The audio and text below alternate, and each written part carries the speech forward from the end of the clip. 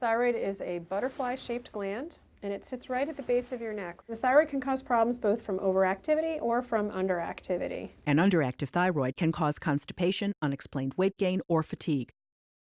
An overactive thyroid can do the opposite. Symptoms might include weight loss, anxiety, and heart palpitations. Too much thyroid hormone can also increase the risk for osteoporosis and fractures.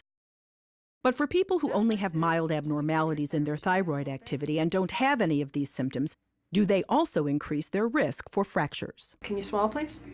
Dr. Ann Coppola from the University of Pennsylvania and co-authors examined the results of 13 individual research studies that included more than 70,000 patients from all over the world. All patients had testing of their thyroid hormone levels and were followed for an average of 12 years to see whether or not they experienced fractures. We found that 3% had a slightly overactive thyroid, 5% had a slightly underactive thyroid. The study appears in JAMA, Journal of the American Medical Association. Those who had the slightly overactive thyroid were more likely to have hip fractures and more likely to have any kind of fracture. The people who had just a little bit underactive thyroid didn't have any fracture risk at all from having that thyroid problem.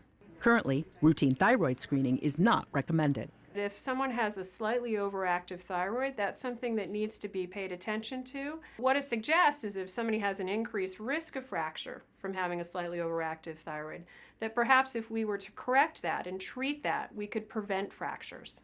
Catherine Dolph, The JAMA Report.